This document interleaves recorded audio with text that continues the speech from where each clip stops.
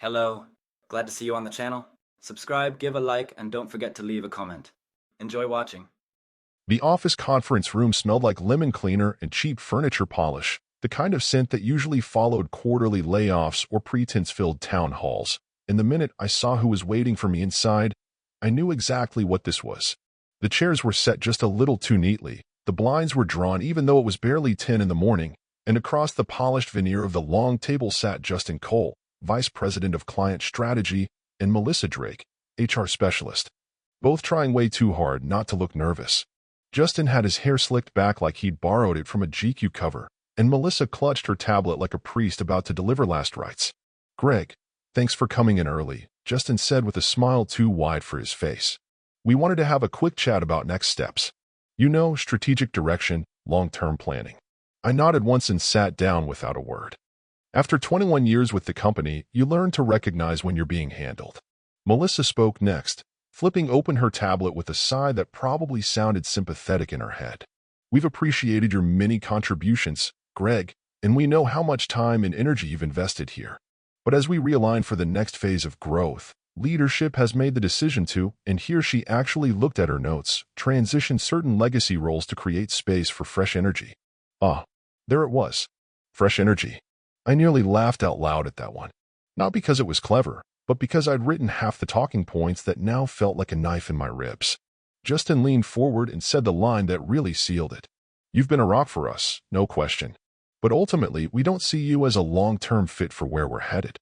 I looked at him. This kid I'd trained on his first client call back when he still thought enterprise continuity was a social media tool, and I felt nothing. No rage. No sadness. Just a quiet acknowledgement that this ending had been creeping toward me for months, maybe longer. I gave a slow nod, stood up, and extended my hand. "Well," I said, "I guess it's good to know where we stand." Justin looked relieved, like he'd just avoided a blow-up. Melissa glanced at her tablet again and said something about a severance package and transition timeline, but I was already tuning out. The only thing I needed to know was whether my building badge still worked long enough for me to clear out my office before they made it awkward. 10 minutes later, I was packing up photos and pulling old folders off my desk, real paper ones, the kind no one used anymore but I still kept because I didn't trust cloud syncs with client history. Around me, nobody made eye contact. A few quick glances, one awkward shoulder pat from Kyle in marketing, and a mumbled, "Take care, Greg," from someone whose name I honestly couldn't remember. After 21 years, that was my send-off. No cake, no speech, no final handshake from the CEO. Just the sound of the copier jamming one last time as I walked out. I didn't say goodbye. I didn't ask why. I just left. I got in my car, sat there for a moment with the engine running, and stared at my own reflection in the rearview mirror. A man in his 60s, maybe looking a little too old school in a room full of disruptors and brand architects, but a man who had never once let a client walk away unhappy. The same man who'd kept Southbridge Partners from suing after the 2019 integration collapse, who'd saved the Baxter account with a midnight site visit, who'd once slept in a damn airport to make a quarterly review after weather grounded half the team. And now I was not a long-term fit. It wasn't until later that night, sitting in my home office with the light low and my tie still loose around my neck, that I let myself feel something more than numb.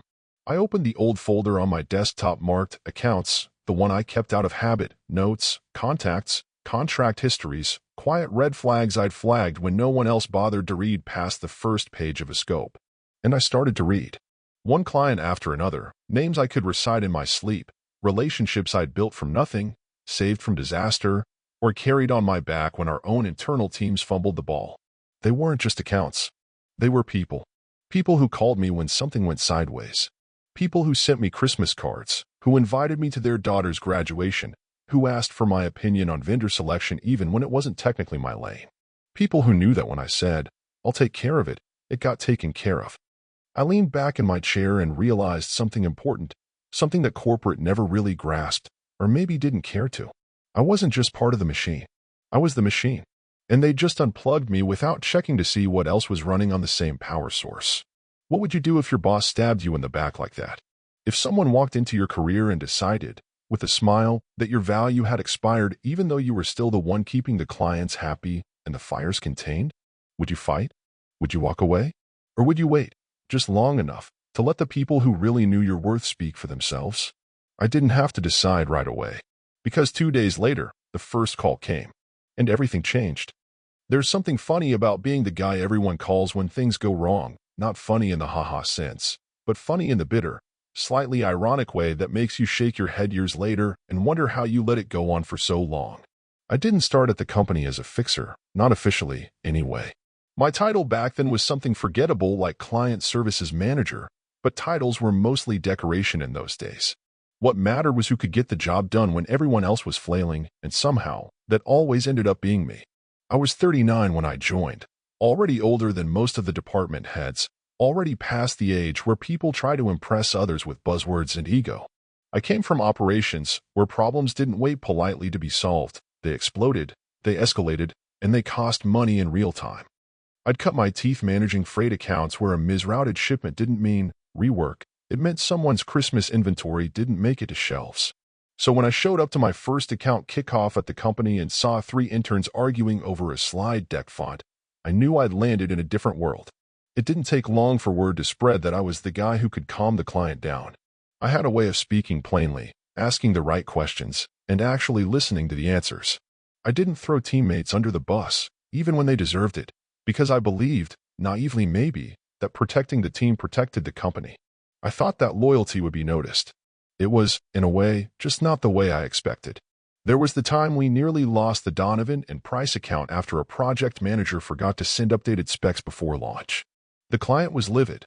We were on the verge of breach, and everyone on the exec team wanted to point fingers. I took the hit. I called the client, drove 5 hours to their office, and walked them through every correction myself. I missed my wedding anniversary that night. My wife understood, mostly. The client stayed. The PM got promoted 6 months later. Then there was Baxter Retail Group, where we overpromised a product integration timeline by a full quarter because someone, I won't name names, confused 2 sets of specs and decided to fake confidence until the mess imploded. I was pulled in late, dropped into a war zone of vendor calls, irate execs, and internal chaos. I stayed up 4 nights straight rebuilding the timeline, reassigning the vendors, and pushing through emergency approvals. Baxter's CEO sent a thank you card. The VP who caused the mess got featured in a company-wide email for collaborative excellence. I got a Starbucks gift card. One of the younger execs I used to mentor, Justin, now sitting in my old chair with his tailored suits and his podcast quotes, was fresh out of grad school when I took him under my wing. He was bright, eager, talked too much in meetings, and nodded like a bobblehead whenever someone said pivot. I taught him how to listen more than speak. How to build trust with clients by showing up early, knowing your stuff, and not trying to sound like a walking TED Talk. He was smart enough to learn, but not humble enough to remember where he learned it. A year before I got canned, I saw him on a panel at a leadership summit, repeating stories I'd told him like they were his own. One about a client rescue in Chicago. Another about managing scope creep in a way that actually preserved the relationship. Not a single mention of me. I wasn't angry, not really, but I did feel something heavier than resentment. A kind of hollowness, like watching a building you built get remodeled by someone who never bothered to learn where the weight-bearing walls were. Over time, I stopped being invited to strategy sessions. My feedback became valuable historical insight, which is corporate code for thanks, Grandpa. I was told my presence made some of the younger reps feel pressured, that my standards were too high, that my style didn't reflect the culture of modern collaboration they were trying to create. In other words, I expected people to do their jobs, and that made them uncomfortable. I kept my head down, even as the cracks widened. I watched deals unravel because someone didn't double-check a timeline. I watched key accounts get reassigned to junior reps because they aligned better with the brand persona. I watched clients drift away slowly, quietly, like they'd grown tired of being talked at instead of taken care of. And I said nothing. I chose silence over conflict, believing that doing the work was enough. That sooner or later, someone in leadership would notice who was keeping the fires out and who was walking around with matches. But they never noticed, or maybe they just didn't care. Maybe the new culture wasn't built on results, but on optics, on the appearance of innovation, on polished decks and rebranded failure. The truth is, I let it happen. I let myself become the safe fallback, the one who showed up when others dropped the ball, the guy who cleaned up the mess quietly and without complaint. And when you do that long enough, people start to believe the mess is supposed to clean itself. The cracks weren't just in the company. They were in me, too. I stopped pushing for raises because I didn't want to seem difficult. I stopped applying for internal roles because I figured they'd already picked someone younger. I stopped speaking up in meetings because I knew my ideas would be rewritten with flashier words and presented next week by someone with better hair. I wore my professionalism like armor, and it worked, right up until the day they walked me out the front door like luggage on wheels. And yet, through all of it, I never regretted taking care of the clients. Because they were real. They remembered. They were the reason I stayed as long as I did. They were the reason I didn't slam the door behind me. Because part of me had a feeling it wouldn't be the last time I heard from them. And it wasn't. 2 days after they let me go like I was some old tool they'd left out in the rain one too many winters, my phone rang. It wasn't a number I recognized right away, but something in the area code pulled at the back of my memory like a tug on an old sore muscle.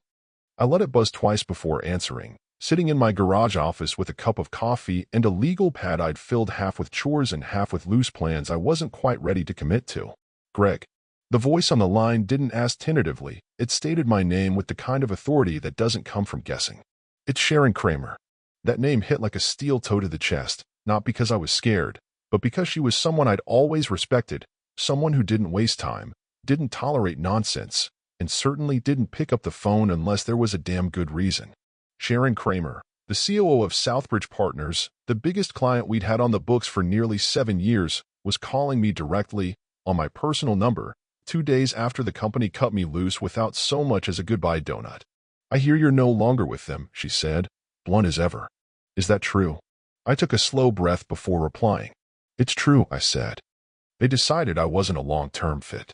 She snorted, not the polite kind of laugh, but the kind that tells you someone just sat on a tack. "Well, that's a hell of a thing," she said. "Because right now, the guy they handed your responsibilities to doesn't know how to spell our product name, let alone manage our reporting cycle." I stayed quiet, letting her go on. She was clearly only getting warmed up. "The board's already asking questions. They called your office line 3 times yesterday and got rerouted to someone who didn't even know our implementation roadmap. I've got vendors asking for updates. My compliance lead saying your internal contact hasn't submitted quarterly review prep. And now I'm being told the transition is going to take 6 to 8 weeks. I didn't need to see her face to know her jaw was probably clenched so tight you could open a bottle on it. "I don't want the company, Greg," she said. "I want you. Can we talk?" That line sat in the air like the smell of ozone before a lightning strike. My hand hovered over the notebook as I clicked my pen and scribbled the date. I didn't say yes, not right away. I told her I needed a day. Not because I was playing hard to get, but because I wasn't sure yet if I wanted to go back, even for her. That same afternoon, while I was still sitting in the same chair, wondering if I was crazy for even considering dipping a toe back into the very pool that tried to drown me, the second call came in. This one from Ryan Patel, head of procurement at Covenant Industries, another long-standing client I'd kept happy through 3 mergers and 2 CFOs. Ryan's voice wasn't as sharp as Sharon's, but the sentiment was nearly identical. "Greg, what the hell happened? I've been trying to get clarity on our Q3 roadmap, and no one's replying with anything that makes sense. Did they really let you go?" I told him the truth. He paused, then said, "Well, that explains a lot. Look, I don't want to get in the middle of your business, but I'll say this. We're not happy. You were the reason we stayed after that integration mess in 2021. If you're doing anything else, I mean anything, keep me posted." I thanked him, told him I appreciated it. Then I hung up, stared at the wall for a long minute, and finally stood up for the first time all day. My coffee had gone cold. My notebook had a single word circled 5 times: clients. At this point, something wasn't just clicking. It was roaring to life. That evening, just as I was starting to believe the day couldn't get any more surreal, I got an email, a short, to-the-point message from Emily Vega, Director of Operations for a regional retailer we'd onboarded last year. Subject line: checking in. The message was barely 4 sentences. "Hey Greg, heard through the grapevine you're no longer with the firm. Wanted to say thank you for all you did for us. If you're planning anything new, I'd love to hear about it." By the end of that day, 3 of our top 5 clients had reached out to me. Not the company, not my replacement, not the sales team, me. They weren't just checking in out of courtesy. They were sounding an alarm, even if they didn't quite know it. And it wasn't subtle. They were telling me, whether they meant to or not, that their loyalty hadn't been to the logo or the mission statement.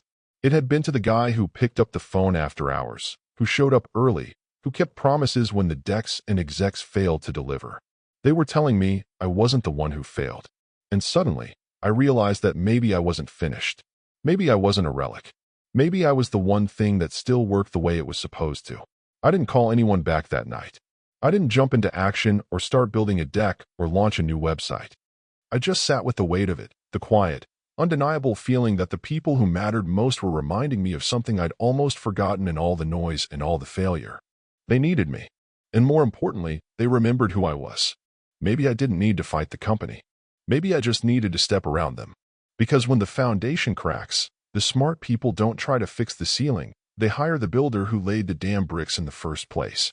It was a quiet, gray Wednesday when I walked into the restaurant, one of those sleek, overpriced downtown spots that tries to hide its steakhouse heart behind minimalist furniture and art that looks like someone overpaid for paint spills. The hostess didn't ask for a reservation. She just nodded when I gave my name and led me to a table in the back corner, far from the windows, far from any cameras or curious sets of ears. I've been in enough of these places over the years to know what that kind of seating arrangement meant. This wasn't a casual lunch. This was a conversation no one wanted leaked. And sitting there, already halfway through a club soda with lime, was Sharon Kramer, COO of Southbridge Partners, wearing the kind of sharp navy blazer that lets you know she's not there to be polite, she's there to make decisions. "Greg," she said, standing and offering her hand with a level of genuine warmth most executives reserve for funerals or fundraisers. "I appreciate you coming. I figured you wouldn't ask without a reason," I said, shaking her hand and taking a seat across from her. She nodded once, like that was all the preamble we needed. No menu. No appetizers. No small talk about the weather or the state of downtown parking. She went straight for the jugular, and I respected the hell out of her for that. "We want you," she said plainly. "Not your former company. Not some transition consultant they send to babysit our account. You. Permanently." I didn't blink. I didn't answer either. I just let her keep going.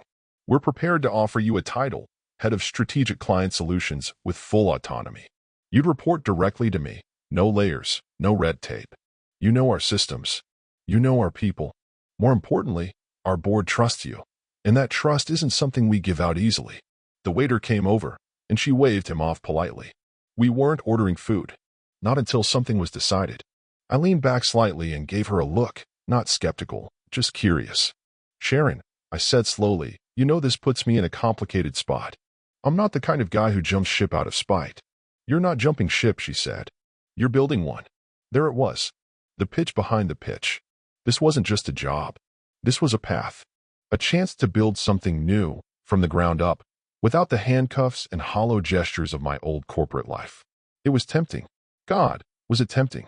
But after 20 years of biting my tongue and letting other people take credit, I wasn't about to walk into anything blindly. Not even something that smelled this good. "I'll think about it," I told her, honest as ever. "But if I come on board, it's not just to fix things. I want to create. I want a seat at the table when decisions get made. And I want to pick my own team." She didn't hesitate. "Done." Still, I said I needed time. She nodded again. "But don't take too long, Greg. Because this bridge only stays open for so long." That night, I sat in my kitchen, staring at the ceiling like it was going to blink first. I told myself for years that if I ever left, it would be on my terms, not shuffled out the side door like surplus inventory, not discarded with some thin smile and a canned phrase about culture. But part of me still hesitated. Not because I didn't believe I could do it, but because there's something weirdly addictive about staying loyal to the people who forgot how much you mattered. Like you're waiting for them to turn around and say, "Wait, we made a mistake," even though you know damn well they won't. And then, just as I was about to pour myself a nightcap and get some sleep, I got the message. It came from a burner email address, no name attached, but I didn't need one. The file was a screen capture. A Slack exchange between Justin and one of the other junior VPs. They were discussing client fallout, blaming transition noise, and brushing off concerns from Southbridge and Covenant like it was all temporary. But what stopped me cold, what sealed the deal before I even finished reading, was the last line from Justin. Greg was solid, but outdated. Easy to replace. That one sat in my chest like a brick. Solid. Outdated. Replaceable. Funny thing about being replaceable, nobody's called him yet to fix the mess. But sure, I was the easy one to cut. The guy who stayed late, showed up early, and didn't talk over people in meetings. The guy who kept the wheels turning while others chased promotions with slide decks and jargon. The guy who knew how every damn contract was written and why every client still took our calls. I forwarded the message to myself, saved it to a folder marked decisions, and wrote one line in my notebook. They don't get to forget me that easy. The next morning, I called Sharon, told her I was in, but not just as an employee. I wanted to set up my own consultancy, small at first, lean, efficient, and built for real service, not appearances. I'd consult exclusively with Southbridge, yes, but with the freedom to take on other clients too, clients I'd known for years, ones who were already whispering about leaving the firm. I wasn't looking to steal anyone. I didn't need to. I just needed to exist. Because the minute I did, people would come. The kind of people who remembered the steady hand when everything else was chaos. The kind of people who trusted me because I never once let them down, even when I had every reason to. The kind of people who knew the difference between helping and hustling. Sharon agreed. Southbridge signed the contract within 72 hours. And just like that, the groundwork was laid. I didn't send any announcements. I didn't make any noise. But under the radar, something had shifted. And the company that once called me outdated, they were about to find out what legacy really meant.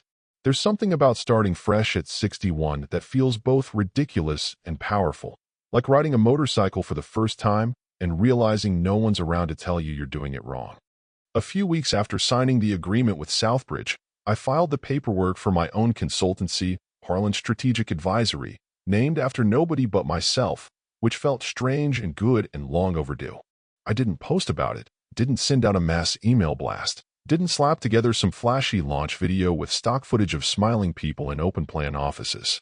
I just made it real, built the site, and let a few key people know where to find me if they needed help, and apparently, a lot of them did.